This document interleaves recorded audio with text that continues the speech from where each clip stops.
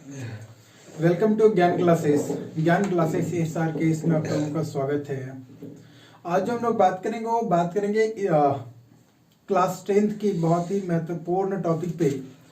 और वो आज बात करेंगे हम लोग हिस्ट्री की चैप्टर नंबर 3, भारत में राष्ट्रवाद से वस्तुनिष्ठ प्रश्नों के बारे में आज बात करना है हम लोगों को। तो इस सेशन में आपको इतिहास के 30 चैप्टर 3 के 30 क्वेश्चंस मिलेंगे। वो 30 के 30 क्वेश्चन जो होंगे वो सारे के सारे ऑब्जेक्टिव क्वेश्चन से हैं और साथ में थोड़ी एक्सप्लेनेशन के साथ ये सारी क्वेश्चंस मिल जाएंगी। और ये क्वेश्चंस में आप लोगों की बहुत सारी संभावनाएं ऐसी हैं जो आपके एग्जाम में एज इट एज पूछी जा सकती हैं। तो लेट नहीं करते हुए हम लोग सेशन को स्टार्ट करते हैं। और इम्पॉर्टेंस चीज़ें कि अगर आप अभी चैनल पे नए आए हैं तो चैनल को सब्सक्राइब करेंगे, वीडियो अगर आपको अच्छी लगती है तो वीडियो को लाइक करेंगे। और सबसे इम्पॉर्टेंट चीज़ कि वीडियो को आप एंड तक देखेंगे। एंड में आपको कुछ ऐसी इंपॉर्टेंट चीज़ें आपको सुनने को मिलेंगी जो आपके एग्जाम के लिए बहुत ही इंपॉर्टेंस रहेगी। ठीक है, तो चलिए लेट नहीं करते हुए हम लोग सेशन को प्रारंभ करते हैं। और क्वेश्चन नंबर फर्स्ट आपके सामने प्रस्तुत होगा और यह क्वेश्चन है हमारा कि गांधी जी दक्षिण अफ्रीका से भारत वापस कब आए थे। गांधी जी जो हैं कि दक्षिण अफ्रीका से भारत वापस कब आए थे, ये क्वेश्चन है आपके सामने। और आपके पास 4 ऑप्शन हैं। पहला ऑप्शन है जनवरी 1913, जनवरी 1914, जनवरी 1915, जनवरी 1916। तो ये आंसर होगा आपका जनवरी 1915 में गांधी जी जो है वो भारत वापस आ गए थे दक्षिण अफ्रीका से। ठीक है, दूसरा क्वेश्चन है कि गांधी जी के सत्याग्रह आंदोलन का मुख्य आधार क्या था। गांधी जी के सत्याग्रह आंदोलन का मुख्य आधार क्या था, ये आपके दूसरा क्वेश्चन है। और इसके लिए आपके पास 4 ऑप्शन है और उन 4 ऑप्शन है आपके पास हिंसा, मारपीट, हिंसा, धरना। तो यहां से जो आंसर निकल करके आएगी तो सत्याग्रह आंदोलन का मुख्य आधार जो था वो अहिंसा था। गांधी जी हिंसा के पुजारी थे नहीं, तो वो हिंसा के पुजारी है नहीं, तो मारपीट वाली चीजें तो बिल्कुल भी वहां नहीं आ सकती हैं। और धरना उन्होंने किया नहीं, उन्होंने अहिंसा पे बात किया कि किसी भी प्रकार के आंदोलन में किसी भी प्रकार की हिंसा नहीं होनी चाहिए। तो गांधी जी के सत्याग्रह आंदोलन का मुख्य आधार जो था वो था अहिंसा। ठीक है, तीसरा नंबर क्वेश्चन कहता है सर कि गांधी जी ने असहयोग आंदोलन की शुरुआत कब की थी। गांधी जी ने असहयोग आंदोलन की शुरुआत कब की थी। ये रॉलेट एक्ट आने के बाद जो सारी चीजें आई थी, तो यहाँ पे असहयोग आंदोलन जो शुरू हुआ उसके लिए आपके पास ऑप्शन है 1 मार्च 1920, मई 1920, 1 अगस्त 1920 और 1 दिसंबर 1920। तो इन 4 ऑप्शंस में से आपको आपका आंसर बताना है। तो यहां पे आपका आंसर होगा ऑप्शन नंबर सी, 1 अगस्त 1920 को गांधी जी असहयोग आंदोलन की शुरुआत करते हैं। क्वेश्चन नंबर 4 कहता है कि 1916 में गांधी जी ने निम्नलिखित में से किस स्थान पर दमनकारी बगान व्यवस्था के खिलाफ किसानों के लिए सत्याग्रह किया था। क्वेश्चन फिर से रिपीट कर रहा हूं, सुनिएगा ध्यान से कि 1916 में गांधी जी ने निम्नलिखित में से किस स्थान पर दमनकारी बगान व्यवस्था के खिलाफ किसानों के लिए सत्याग्रह किया था। तो माना जाता है कि गांधी जी का पहला आंदोलन यहीं से शुरुआत हुआ था। इन्हीं किसानों के लिए जो आंदोलन किया गया था, पहला सत्याग्रह आंदोलन जो था वो यहीं से प्रारंभ किया गया था। तो इस प्रश्न के आंसर के लिए आपके पास ऑप्शन 4 हैं और उन ऑप्शन हैं आपके पास चंपारण, अहमदाबाद, खेड़ा और नन ऑफ दीज, मतलब इनमें से कोई नहीं। तो आप क्लास 10 में पढ़े हुए हैं कि चंपारण से पहली बार गांधी जी ने सत्याग्रह आंदोलन प्रारंभ किया था। तो किसानों के लिए जो बगानकारी व्यवस्था थी वहां उसको दमन किया जा रहा था, किसानों के बगानों को। तो वहां से किसानों के लिए गांधी जी सत्याग्रह आंदोलन प्रारंभ करते हैं चंपारण से। ठीक है, तो 4th नंबर का आंसर हो जाएगा ऑप्शन नंबर ए।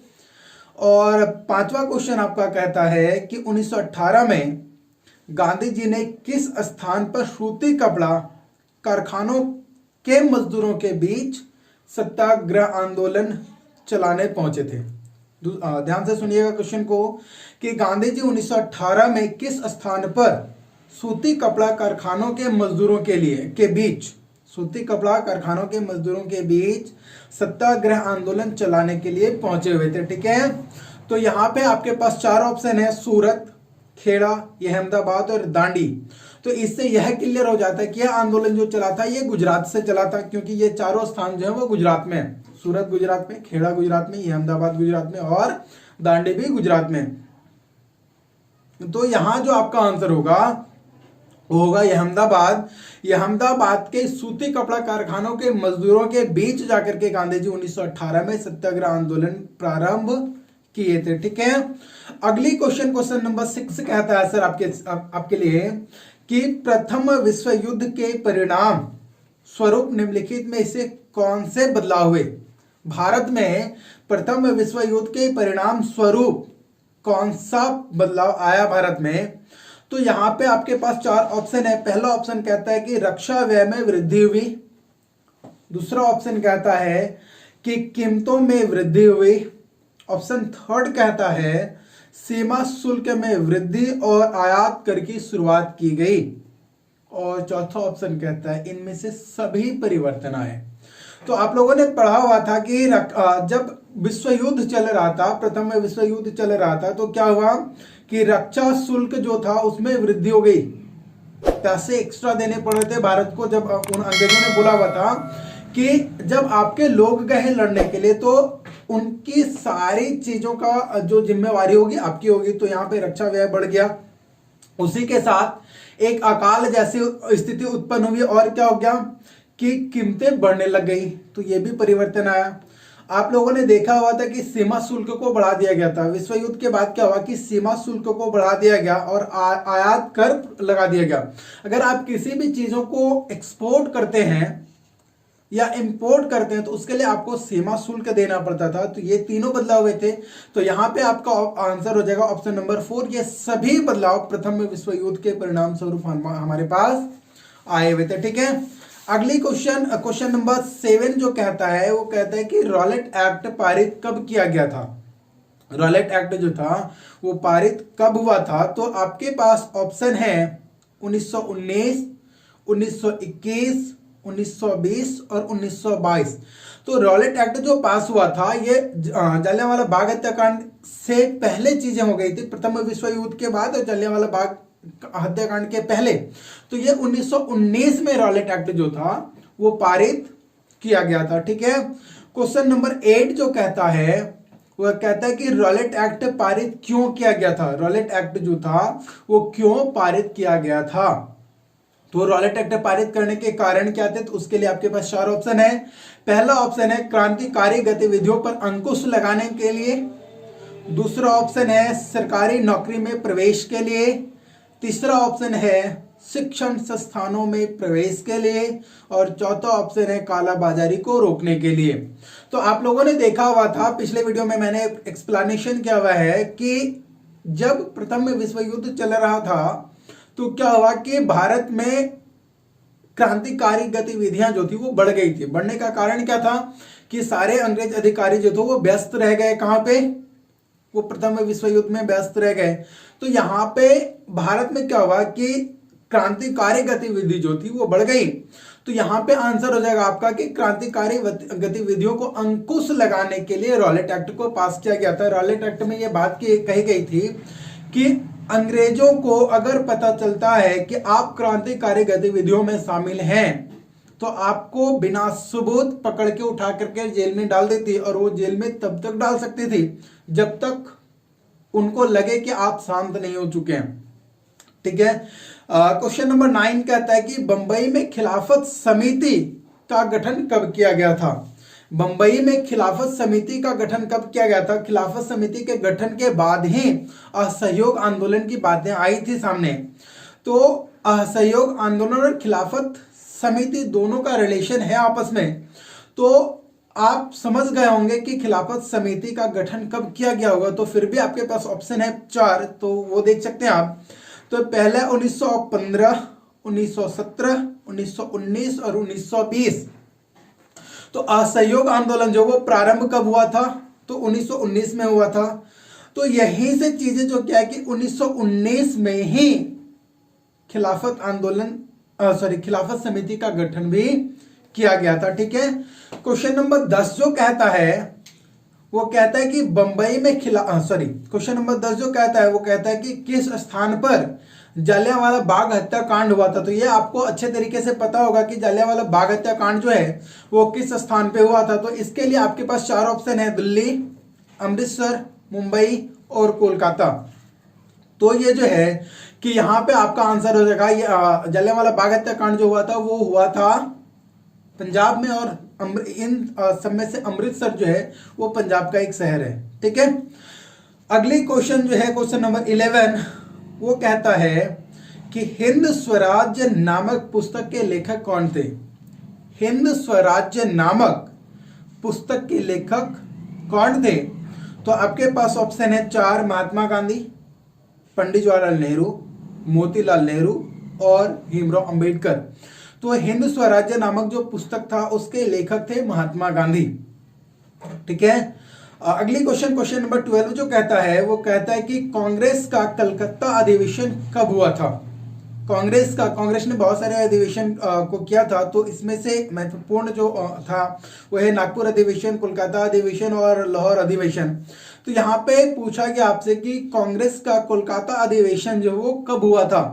तो कांग्रेस का कोलकाता अधिवेशन के लिए आपके पास 4 ऑप्शन है, सितंबर 1918, जुलाई 1920, सितंबर 1920, जुलाई 1922।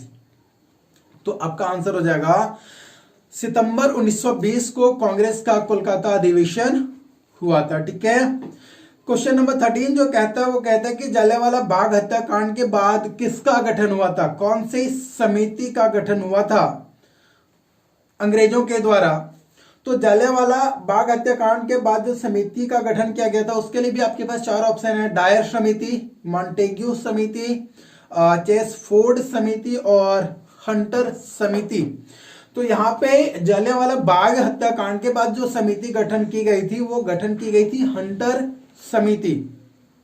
ठीक है, अगली क्वेश्चन जो कहता है वो कहता है कि दलित वर्ग एसोसिएशन की स्थापना किसने किया था। दलित वर्ग एसोसिएशन की स्थापना किसने किया था। तो आपको पता होगा कि दलितों के लिए भीमराव अंबेडकर जो बहुत सारे कार्यों को किए हुए थे, जयप्रकाश नारायण भी बहुत सारे कार्यों को किए हुए हैं, लेकिन आपके पास ऑप्शन 4 है। इन 4 में से आपको आंसर करना होगा महात्मा गांधी, भीमराव अंबेडकर, दादा भाई नौरोजी और जयप्रकाश नारायण। तो यहाँ पे आपका आंसर आ जाएगा भीमराव अंबेडकर ने दलित वर्ग एसोसिएशन की स्थापना किया हुआ था। ठीक है, अगली क्वेश्चन बोलता है सर कि खिलाफत आंदोलन का प्रारंभ कब किया गया था। क्वेश्चन नंबर 15 जो कहता है वो कहता है कि खिलाफत आंदोलन का प्रारंभ कब किया गया था। तो आपके पास ऑप्शन है 1918, 1919, 1920 और 1921। इन 4 ईयर्स में खिलाफत आंदोलन का प्रारंभ कब किया गया था। तो आपके पास आंसर आ जाएंगे 1919 में खिलाफत आंदोलन का शुरुआत किया गया था। ठीक है, क्वेश्चन नंबर 16 जो कहता है वो कहता है कि गांधी जी ने सविनय अवज्ञा आंदोलन को प्रारंभ किस कार्य के साथ किया था। गांधी जी ने सविनय अवज्ञा आंदोलन को किस कार्य के साथ प्रारंभ किया था। तो आपके पास ऑप्शन 4 हैं। तो पहला है आमरण अनशन के साथ इन्होंने प्रारंभ किया, या फिर कैसर ये हिंद का पदक वापस करके किया, दांडी यात्रा से किया, या फिर पूर्ण स्वाधीनता दिवस मना करके किया। तो यहाँ पे गांधी जी ने जो सविनय अवज्ञा आंदोलन की शुरुआत करी थी वो क्या हुआ था, दांडी यात्रा के साथ। ठीक है, जिनमें उनके 78 साथी उनके साथ चले थे। तो यहाँ पे आपका आंसर हो जाएगा दांडी यात्रा के साथ। ठीक है, अगली क्वेश्चन नंबर 17 कहता है कि सविनय अवज्ञा आंदोलन कब शुरू किया गया था। सविनय अवज्ञा आंदोलन जो था वो कब शुरू किया गया था, मतलब दांडी यात्रा जो थी या नमक यात्रा जो था वो कब शुरू किया गया था। तो आपके पास ऑप्शन है 12 मार्च 1920, 12 मार्च 1923, 12 मार्च 1931 और 12 मार्च 1932। तो यहां से आपका आंसर निकल करके आएगा ऑप्शन नंबर बी, 12 मार्च 1930 को गांधी जी ने दांडी यात्रा प्रारंभ की थी या सविनय अवज्ञा आंदोलन प्रारंभ किया था। ठीक है, अगली क्वेश्चन जो कहता है क्वेश्चन नंबर 18, और वो क्वेश्चन कहता है कि चौरी चौरा हत्याकांड का संबंध किस घटना के साथ है या किस आंदोलन से। ठीक है, चौरी चौरा हत्याकांड का संबंध किस घटना से है या किस आंदोलन से है, ये कहता है आपका क्वेश्चन नंबर 18। तो आपके पास ऑप्शन है चंपारण आंदोलन से, मजदूरों के आंदोलन से, असहयोग आंदोलन से या दांडी यात्रा से। तो चंपारण आंदोलन में क्या किया गया था, किसानों के साथ आंदोलन किया गया था। मजदूर आंदोलन में क्या किया गया था, यह अहमदाबाद में सूती कपड़ा उद्योग के मजदूरों के साथ आंदोलन किया गया था। असहयोग आंदोलन आप समझते हैं और दांडी यात्रा भी आप समझते हैं।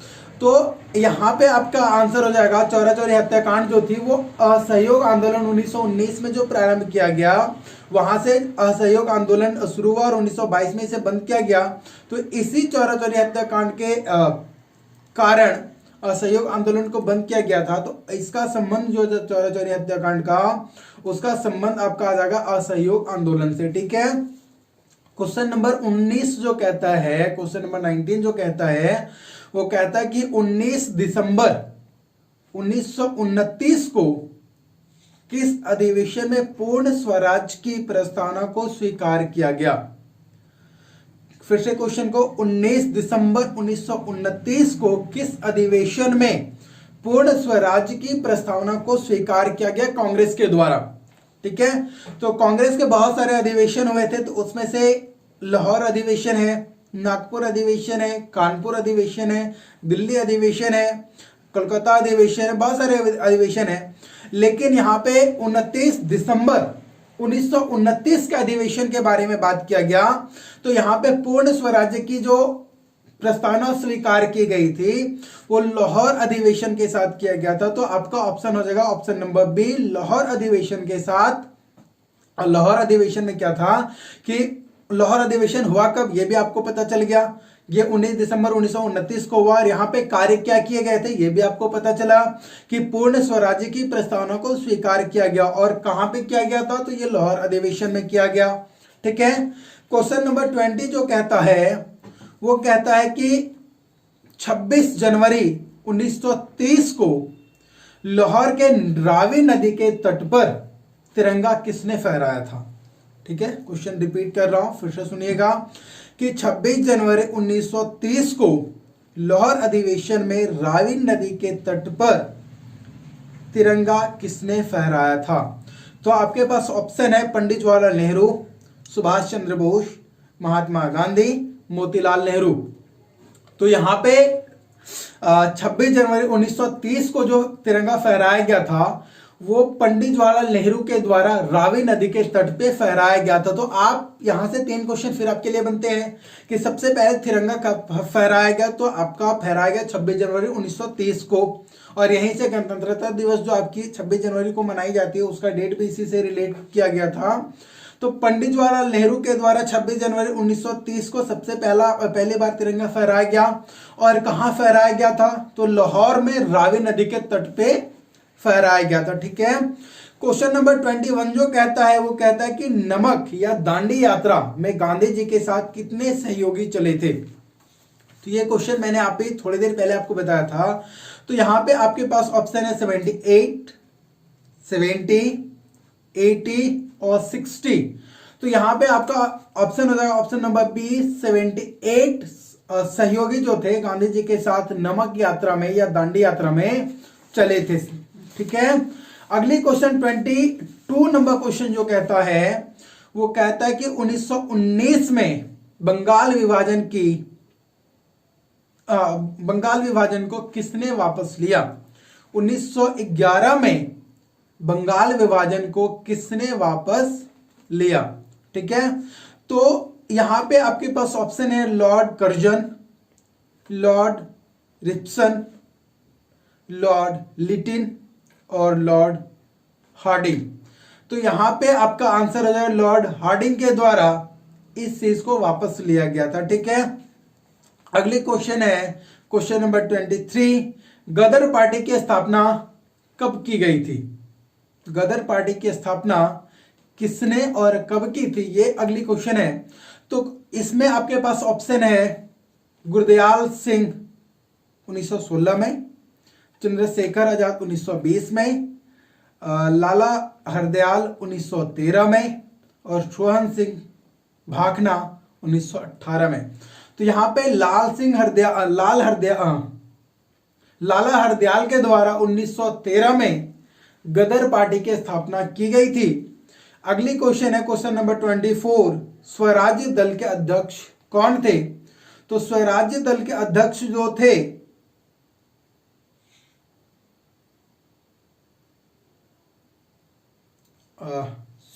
नेक्स्ट क्वेश्चन जो हमारा है वह है प्रथम गोलमेज सम्मेलन कब हुआ था? प्रथम गोलमेज सम्मेलन जो था वो कब हुआ था? तो इसके लिए आपके पास ऑप्शन है जनवरी 1923, नवंबर 1923, जनवरी 1931, फरवरी 1930।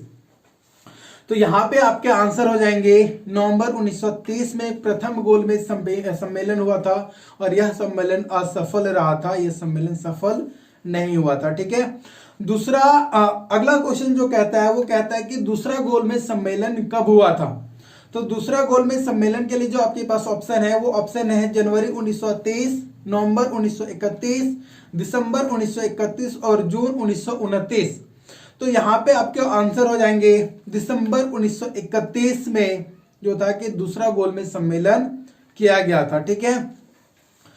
अगला क्वेश्चन बोलता है कि भारतीय औद्योगिक एवं व्यावसायिक कांग्रेस का गठन कब हुआ था? भारतीय औद्योगिक एवं व्यावसायिक कांग्रेस का गठन कब हुआ था? तो इसके लिए आपके पास ऑप्शन है 1918, 1919, 1920 और 1922। तो ये गठन कांग्रेस का किया गया था 1920 में। भारतीय औद्योगिक एवं व्यावसायिक कांग्रेस का गठन जो था वो 1920 में किया गया था। ठीक है। अगला क्वेश्चन कहता है कि साइमन कमीशन भारत कब आया था? साइमन कमीशन जो था वो भारत कब आया था? तो इसके लिए आपके पास ऑप्शन है 1924, 1926, 1928 और 1929। तो इसका आंसर हो जाएगा 1928। साइमन कमीशन जो है कि 1928 में भारत आया था। ठीक है। क्वेश्चन नंबर अगला जो कहता है वो कहता है कि ब्रिटिश संसद द्वारा भारतीय स्वतंत्रता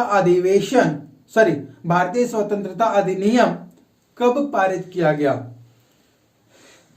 क्वेश्चन रिपीट कर रहा हूं, फिर से सुनिएगा कि ब्रिटिश संसद द्वारा भारतीय स्वतंत्रता अधिनियम कब पारित किया गया?